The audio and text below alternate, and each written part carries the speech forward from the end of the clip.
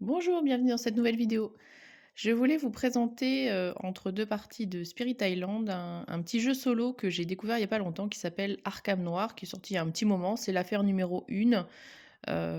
Donc celle-là, elle est plus disponible en neuf, mais je pense qu'elle se trouve encore d'occasion et après, de toute façon, il y a aussi affaire numéro 2 et affaire numéro 3.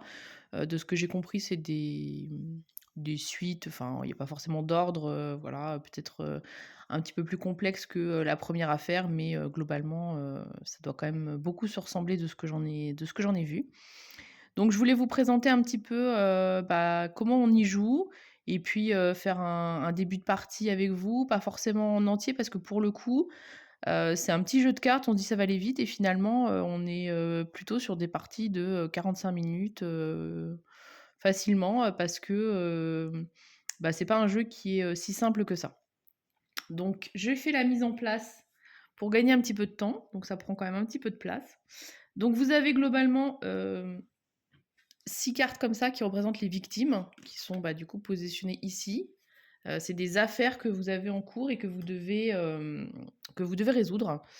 Donc, dans la règle du jeu, qui est, un feuillet, un peu genre guide touristique, on vous montre, la mise en place de départ avec des cartes repères, que j'ai installées.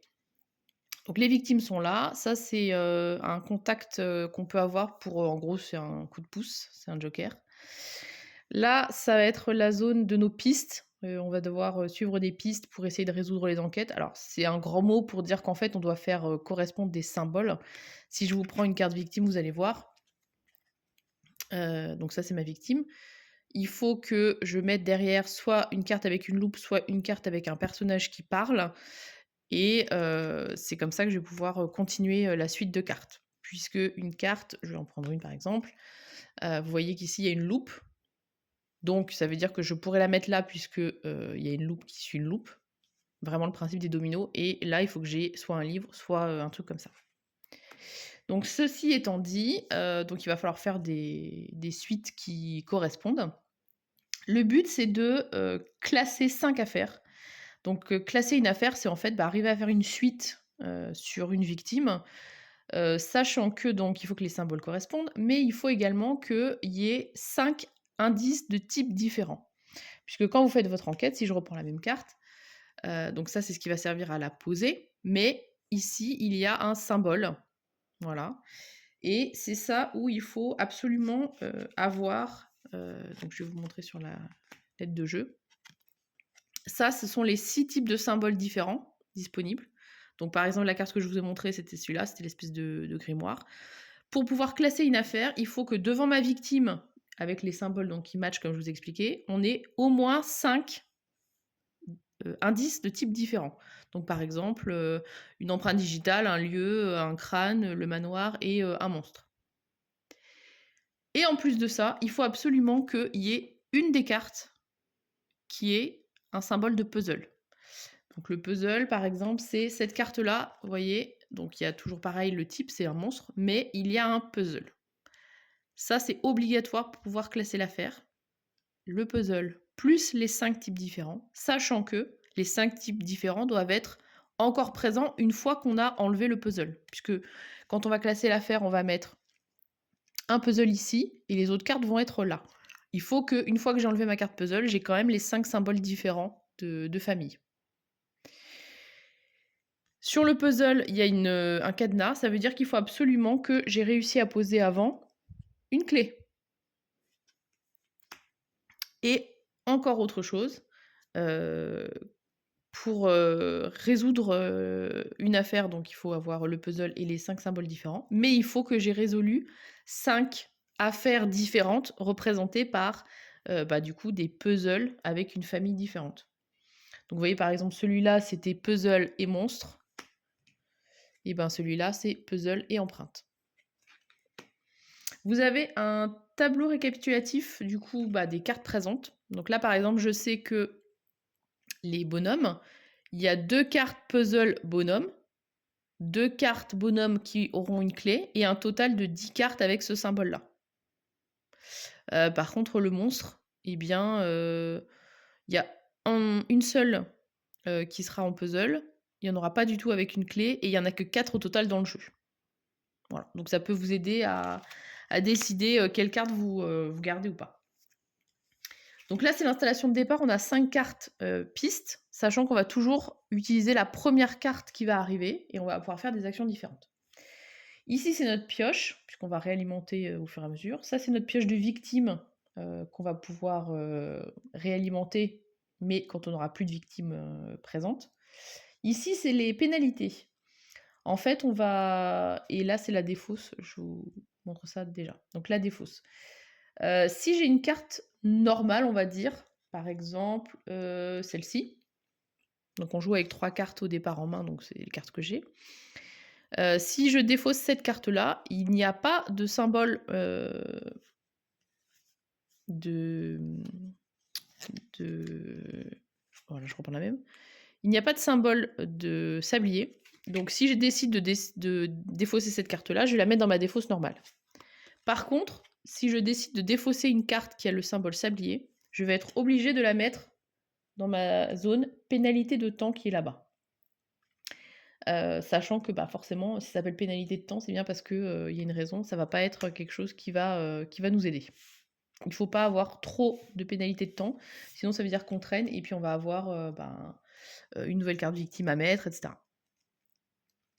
Il y a une autre pénalité qui existe, c'est la pénalité de stabilité. En fait, il y a des cartes qui vous imposent de faire un test de stabilité, parce que, voilà, Lovecraft, on peut avoir, voir des choses qui sont vraiment horribles et cetera et donc il faut qu'on vérifie si notre stabilité mentale, tient la route et cetera.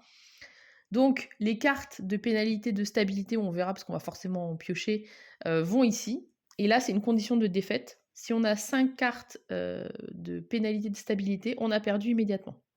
Sachant qu'il y a très peu de cartes et de moyens de récupérer ces cartes-là. Donc autant les pénalités de temps, c'est pas génial, mais c'est pas non plus, trop grave. Autant, pénalité de stabilité, ça peut vraiment vous faire perdre parce qu'il y a peu de moyens de les récupérer. Et une dernière chose à savoir, c'est que en fait, sur les cartes, vous avez, des effets, d'accord? Donc des effets qui sont en marron et des effets qui sont en noir. Ces effets, vous allez devoir les appliquer quand vous jouez la carte dans une affaire en cours, pas quand vous la défaussez. Si c'est noir, ça va être un effet obligatoire et si c'est un effet marron comme sur celle-là, ça va être un effet facultatif. Donc là, c'est pareil, vous avez un petit récapitulatif des différents effets. Donc globalement, ça va vous permettre de récupérer des cartes de la défausse, de récupérer, des cartes dans la pénalité de temps, enfin voilà, il y a plusieurs effets et puis il y a cet effet-là qui est un petit peu casse-pied, le bonhomme noir qui est noir, donc qui est obligatoire, qui vous oblige à faire un test de stabilité et il y a 19 cartes qui ont ce symbole-là, donc autant dire que ça va quand même revenir souvent et que ça, c'est vraiment un truc pénible et qui peut faire que des fois et ben, ça joue sur votre envie ou pas de jouer la carte, puisque l'effet va s'activer quand vous jouez la carte dans une affaire. Et puis il y a une autre carte d'aide de jeu. Alors elles sont recto verso, mais il y a les mêmes trucs d'indiquer. Bon, en même temps, on est censé jouer en solo, mais bon, je trouve ça un peu gâché. Ok, donc on va commencer à jouer. Donc, je commence avec 3 cartes en main. Donc vous avez bien compris que ça, ce sont les types d'indices qu'il faut que je mette dans les affaires et il faut qu'ils soient différents. Il faut qu'il y en ait 5, sans compter la clé. Pas la clé, le verrou, avec le puzzle. Et ça, c'est les symboles sur lesquels ils vont matcher. Donc, quand c'est mon tour de jouer, je vais poser les cartes devant moi, hein, après il n'y a pas trop de... Voilà, comme ça vous les voyez bien. Donc je vous ai dit, il faut absolument prendre la première carte de la file. Donc cette carte-là, j'ai plusieurs solutions. Et ça va toujours être la même chose. Soit je veux la prendre en main. Prendre en main, c'est-à-dire la mettre ici, avec moi. Je n'ai pas le droit d'avoir plus de 3 cartes en main. Donc si je la prends et que j'en ai déjà 3, je vais obligatoirement devoir en défausser une tout de suite. Donc, si je veux prendre celle-là, parce qu'en plus il y a un symbole joker et il y a une clé, ça pourrait être pas mal, eh bien je vais devoir prendre une de mes cartes et la défausser. C'est là où, s'il y a le fameux petit sablier, je suis obligée de le mettre en pénalité temps, sinon je le mets dans la défausse, pas de problème. Donc ça c'est la première chose, je la prends en main. Sinon, je peux la jouer sur une affaire en cours. Donc soit là, d'autant que c'est un joker, mais sinon il faudrait que les symboles matchent. Si je la joue, je vais devoir obligatoirement faire l'effet qui est ici en noir, puisque c'est un effet noir. Donc en l'occurrence, cet effet-là, c'est défausser une carte de votre main. Soit je peux aussi défausser cette carte-là, en disant elle m'intéresse pas. Par contre, bah, il y a un sablier, donc en fait, elle ira forcément dans la pénalité de temps, parce que j'ai envie de jouer une de mes cartes. Donc pour jouer une carte à soi, il faut forcément défausser la carte qu'on prend dans la pioche, la première carte de la pioche. Sinon, je peux aussi la défausser pour classer une affaire en cours. Donc ça, c'est quand j'ai réussi à faire ma ligne. Pour arriver à classer cette affaire-là, il faudra que je défausse cette carte-là, c'est obligatoire. Et je peux aussi juste la défausser parce que bah, j'ai rien à faire et je passe mon tour. Et du coup, bah, on décale les cartes et on refait un autre tour. Une fois qu'on a choisi du coup quelle action on allait faire avec cette carte-là, eh bien on va faire la phase d'entretien. La phase d'entretien, c'est vérifier s'il y a une condition de victoire. Donc condition de victoire, c'est 5 affaires classées de types différents. Soit on vérifie la pénalité de stabilité, s'il y en a 5, ça veut dire que bah, du coup on est devenu fou.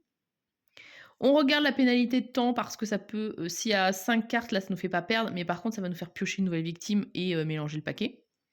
Et on remet des cartes. Voilà. Donc, là, j'ai une carte en main, c'est un joker, et en plus il y a une clé. Donc sachant que je vous ai dit, pour jouer les cadenas, il faut obligatoirement avoir joué une clé en premier. Donc je pense que je vais la jouer de toute façon. Ça veut dire qu'il y a une loupe derrière. Donc là, il y a aussi une loupe, donc ça peut être pas mal, mais ça va me faire une épreuve de stabilité. Et par contre, je n'ai rien chez moi qui pourrait correspondre de toute façon. Donc on va la jouer par exemple ici, puisque c'est un joker. Ouais. Donc on va la jouer ici, c'est un joker, donc là ça match. Je suis obligée d'appliquer cet effet-là qui me dit de défausser une carte de ma main. Et je vais défausser, je sais pas si vous voyez bien, je vais les mettre là. J'ai 2 bonhommes identiques.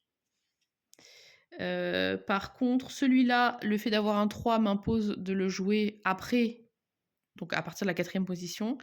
Et en plus, si je la joue, j'ai une pénalité, donc on va dire que celle-là m'arrange moyen. Donc je défausse cette carte-là.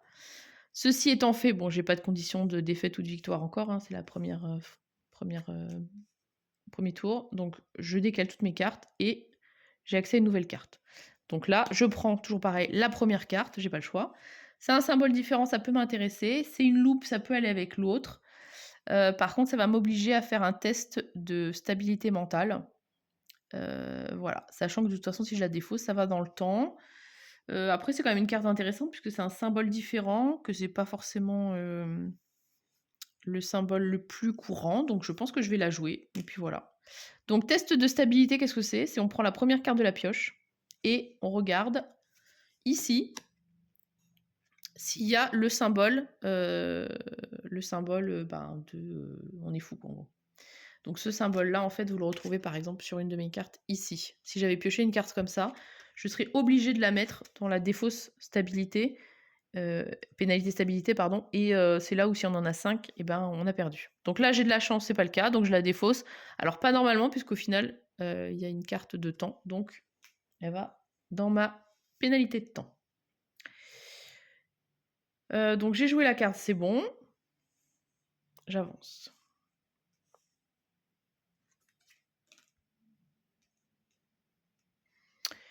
Donc là, c'est un puzzle.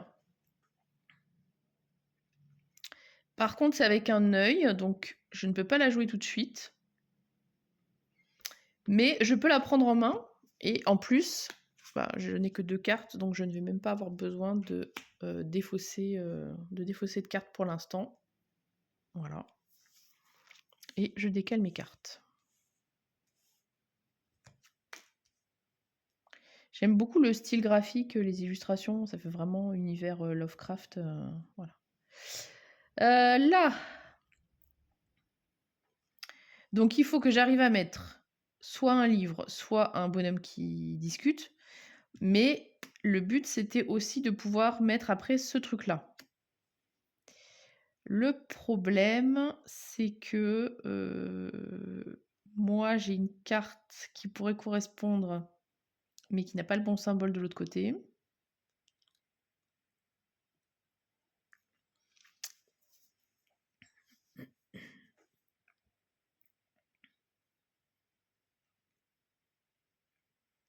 Ce que je vais faire, c'est que je vais prendre la carte et je vais la défausser pour pouvoir jouer une carte à moi. Donc, comme elle a le symbole du temps, je suis obligée de la mettre là. Et moi, je vais jouer mon professeur, ici, qui est avec un symbole différent.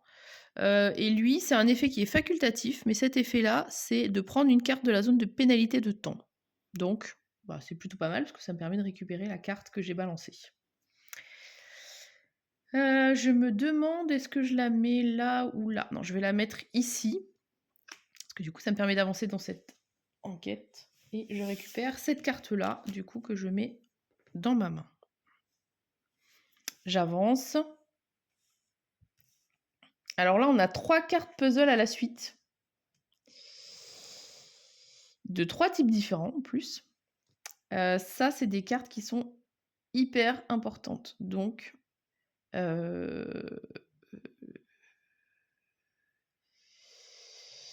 voilà, sauf que je n'avais pas vu, mais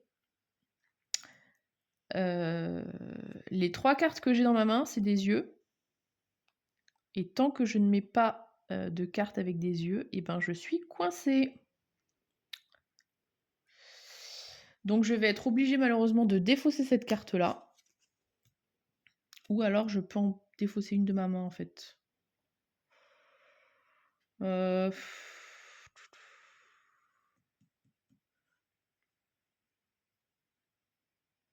Après, il y a des effets de cartes qui permettent de prendre des cartes dans la défausse, donc c'est pas non plus la fin du monde. Donc je vais la défausser dans la zone normale. Et je peux pas jouer de carte de ma main, donc je vais passer. Donc celle-ci, par contre, il y a un livre. Donc là, ça peut marcher. J'ai déjà posé ma clé, donc j'ai le droit de poser mon cadenas. Et vous voyez que c'est le même symbole. Donc ça veut dire que quand j'aurai enlevé cette carte-là, eh bien j'aurai quand même ce symbole-là.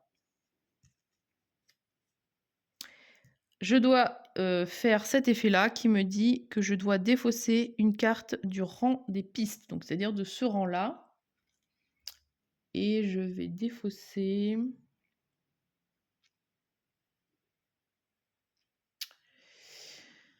j'ai plusieurs cartes avec des pénalités de temps.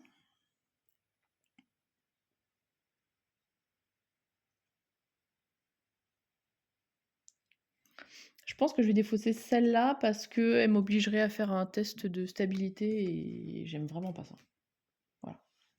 Donc je décale mes cartes. Et là, j'en ai utilisé 2, c'est pas grave. J'en mets 2. Je voulais essayer d'aller au moins jusqu'au classement d'une affaire pour que vous voyez un petit peu le principe. Parce qu'après, c'est plutôt répétitif. Donc, j'ai cette carte-là,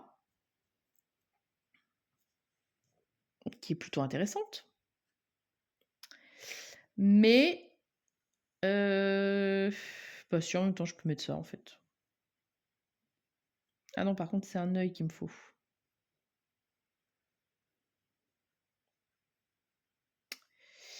C'est un œil qu'il me faut. Eh bien, tant pis, je vais la défausser, puisque... Ah non, c'est une carte temps. Puisque de toute façon, on n'ira pas au bout de la partie. Donc, je la défausse pour pouvoir jouer une carte de ma main. Moi, je voulais jouer...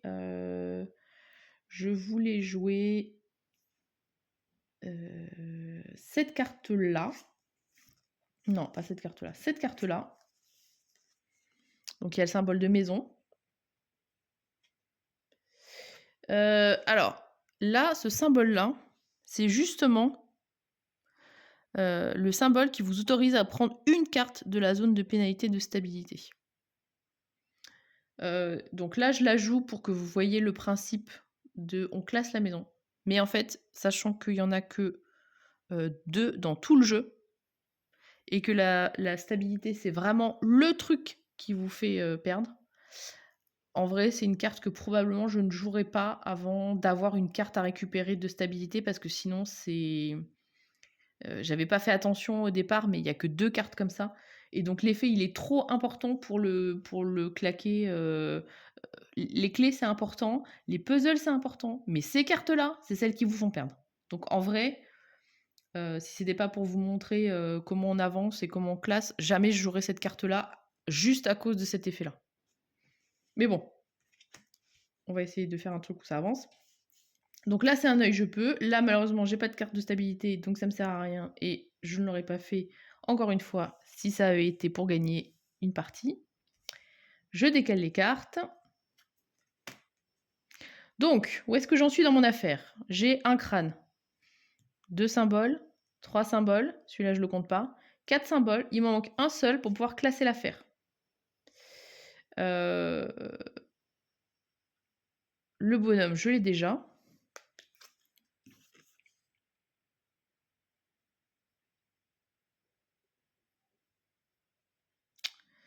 Le bonhomme, je l'ai déjà. Je vais le mettre dans ma main. Parce que pour l'instant, j'ai rien à en faire. Alors j'ai avancé que sur une seule piste, c'est peut-être pas forcément malin parce que là je suis un peu bloquée avec mon livre et mon personnage qui parle. Donc il y en a un ici, mais malheureusement c'est pas quelqu'un qui m'intéresse, mais ça pourrait me débloquer l'œil pour l'autre. Voilà. Sachant qu'on a aussi des pénalités si on met trop de temps à résoudre les enquêtes. À partir du moment où on a cette carte où on dépasse, il va falloir faire aussi un test de stabilité. Parce qu'on considère que voilà, vous l'embinez et puis du coup, ben, vous perdez du temps sur l'enquête et que c'est pas bien. Donc là, je vais prendre cette carte-là, je vais la mettre en dessous. Il faut que je décale ça. Pour commencer cette enquête-là. Je décale ça. Donc, ici, j'ai un monsieur qui parle.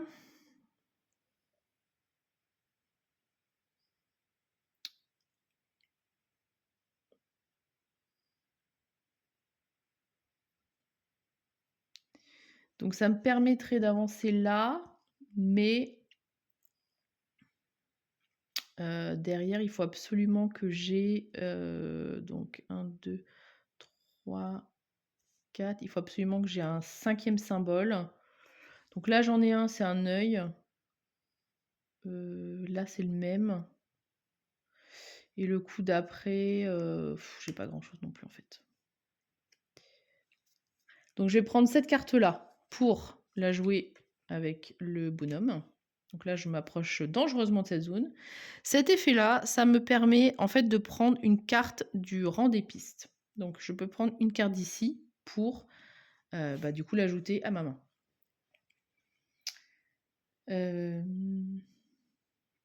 Est-ce que j'aurais quelque chose du coup qui pourrait m'aider? Ça, je l'ai déjà, le bonhomme. Le crâne, je l'ai déjà. Ça, je l'ai déjà, ça, je l'ai déjà. Donc, il n'y a rien qui m'intéresse vraiment. Du coup, je vais le faire. On n'est jamais obligé de faire les actions marron, hein. Souvent, ça vous aide quand même, mais c'est pas obligatoire. Et là, eh bien, je vais prendre cette carte-là. Et puis, je vais la défausser. Parce que malheureusement, je ne peux pas la jouer. Enfin, en tout cas, là, je voudrais classer cette affaire-là. Et je vais la classer avec, du coup, la seule qui a un symbole différent que j'ai en main, c'est celle-là. Par contre, je suis obligée de faire un test de stabilité mentale. Donc là, il y a l'icône, donc pas de bol.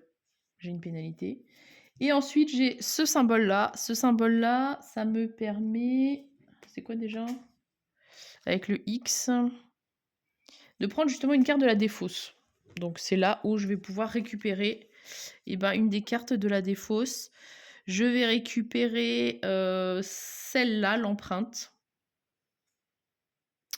Parce que c'est un petit peu moins fréquent que l'autre. Enfin, un peu moins fréquent, il y en a deux, hein. C'est pas non plus extraordinaire. Mais voilà, je décale les cartes Et là, je vais pouvoir, bah, du coup, faire ce que je voulais vous montrer, c'est-à-dire classer l'affaire. Donc là, je vais défausser cette carte qui me donne une pénalité de temps, mais vous allez voir qu'à ce stade, c'est pas très grave puisque je veux classer l'affaire. Donc, à ce moment-là, on vérifie si on a vraiment le droit de classer l'affaire. Donc, il faut qu'on ait 5 symboles différents, plus un cadenas. Enfin, oui, le cadenas qui représente, qui est sur les puzzles. En fait, c'est les puzzles qu'on regarde, mais c'est juste qu'il y a des cadenas sur les puzzles.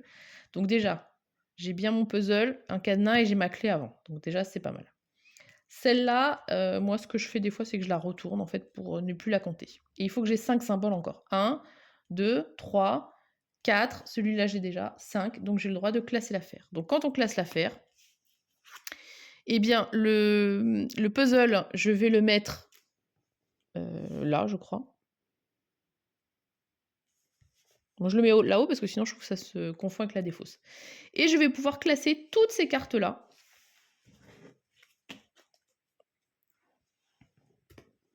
Et voilà. Et vous verrez qu'il y a certains effets, en fait, qui vous... On enlève la victime aussi, bien sûr. Il y a certains effets qui vous autorisent à aller chercher des cartes aussi dans l'affaire classée. Donc, ça peut être pas mal. Donc là, on a résolu une affaire, on a trouvé un puzzle. Donc, on a fait un cinquième de la mission, sachant que j'ai fait un puzzle crâne, donc je n'ai pas le droit d'en refaire un autre, ça tombait, il n'y en a pas d'autre, mais il faut faire attention, ce serait quand même vraiment bête, puisqu'il y a le bonhomme et la maison qui ont 2 cartes puzzle avec cet indice-là, de valider 2 fois le même, voilà. Donc ça, c'est fait. Je décale mes cartes et je révèle une nouvelle carte. Et voilà. Donc le tour va se prolonger comme ça. Vous avez vu le principe pour les différentes actions, la défausse. Donc je vous dis la stabilité, bien se méfier parce qu'il y a très peu de cartes, il n'y en a que 2 en fait qui permettent d'en récupérer. Et puis pour en fait avoir des nouvelles victimes, le truc un petit peu casse-pied, c'est qu'il faut qu'il n'y ait plus aucune victime pour pouvoir remettre des victimes. Donc ça veut dire que là, je suis obligée de faire cette affaire avant de pouvoir piocher des nouvelles cartes victimes. Par contre, quand je vais piocher une carte victime, c'est ce qui est indiqué sur la carte, eh bien, je vais récupérer ma défausse, récupérer mes cartes de temps. C'est pas spécialement marqué là, hein, je me suis trompée. Vous allez récupérer votre défausse, vous allez récupérer les cartes temps et vous allez pouvoir les remélanger et les réutiliser. Par contre, si on doit piocher des victimes mais qu'il n'y en a plus, eh ben, on a aussi perdu. Voilà. Donc voilà, vous voyez un petit peu le principe du jeu. Je pense que ça sert à rien de prolonger plus la vidéo. Si ça vous a donné envie, n'hésitez pas à tester si vous l'avez dans votre ludothèque ou si vous avez envie d'acheter. Je vous ai dit, il y a l'affaire numéro 2 et l'affaire numéro 3 qui est encore disponible. Et puis probablement l'affaire numéro 1 en occasion sans souci. Donc ça, c'était l'affaire numéro 1. Voilà. Un bon petit jeu en solo, casse-tête, qui est pas si rapide que ça comme je vous ai dit, hein, parce que là on a fait que, alors j'ai fait les explications et je joue pas forcément hyper vite, mais en même temps je joue pas hyper lentement non plus je pense. Et on est à déjà, 30 minutes donc moins peut-être les 10 minutes d'explication, ça veut dire qu'une enquête c'est à peu près, 15-20 minutes.